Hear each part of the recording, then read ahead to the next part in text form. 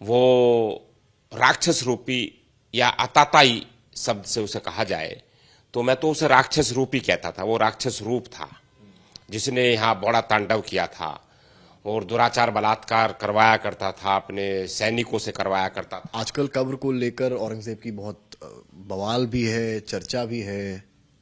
देखिए 2000 के दशक में 2002 के दशक में भारत के गृह मंत्री माननीय लालकृष्ण आडवाणी जी थे और मेरठ में एक आंदोलन हुआ था, जूता ब्रिगेड आंदोलन। उस आंदोलन के नाते उसका नेतृत्व मैंने किया था और औरंगजेब अमर रहे के नारे मेरठ के दीवारों पे लिखे गए थे और वे दीवारों पे जब लिखे गए थे जूता ब्रिगेड, तो हमने उसका खुलकर विरोध किया था। उनके मंच को हमने जला दिया था और उस पर हमने वो कार्यक्रम नहीं होने दिया था। और लालकृष्ण आडवाणी जी देश के गृह मंत्री थे, उन्होंने उस संगठन के, जूता ब्रिगेड संगठन बाम सिंह टाइप था वो, उनको सैकड़ों अधिकारी कर्मचारियों को उस आंदोलन में जिनकी भूमिका थी वो जेल के अंदर ठूस दिए गए थे। भारत के तत्कालीन गृह मंत्री जी ने बड़ा निर्णय लिया था उस पर। औरंगजेब की जहां कब्र की बात अब लगातार चल रही है और चारों तरफ मीडिया में और जो बयान नेताओं के आ रहे हैं और लोग बार बोल रहे हैं, इस पर तो मेरा मानना दूसरा है बिल्कुल। क्या मानना है आपका? औरंगजेब एक क्रूर व्यक्ति था, वो एक राक्षस रूपी था और अताताई था।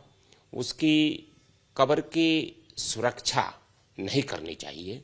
उसको वहां से उखाड़ करके वहां सीधे सीधे जो महाराष्ट्र के जो हमारे अधिकारी लोग हैं ये, उनको सीधा उस पर हस्तक्षेप करके और उसको उखड़वा करके फेंक देना चाहिए और उसके स्थान पर जहां औरंगजेब की कब्र है उस पर, जहां उस काल के अंदर जो शहादत दी गई थी, जिनकी इसने जाने ली थी, उनका एक स्मारक बना दिया जाना चाहिए।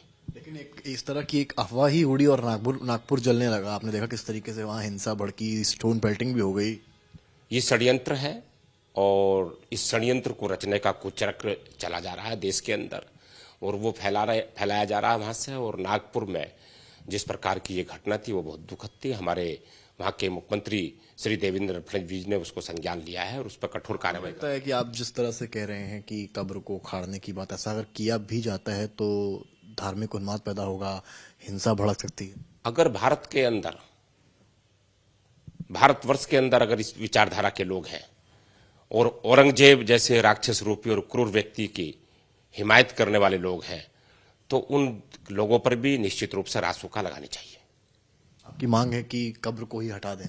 कब्र को उखाड़ करके वहां शहीदों का स्मारक बनना चाहिए, जो लोग शहीद हुए थे उसके काल के अंदर, उसके यादगार रहनी चाहिए उन लोगों की, जिनको उसने मौत के घाट उतारा था, जिनको उन्होंने यातनाएं दी थी।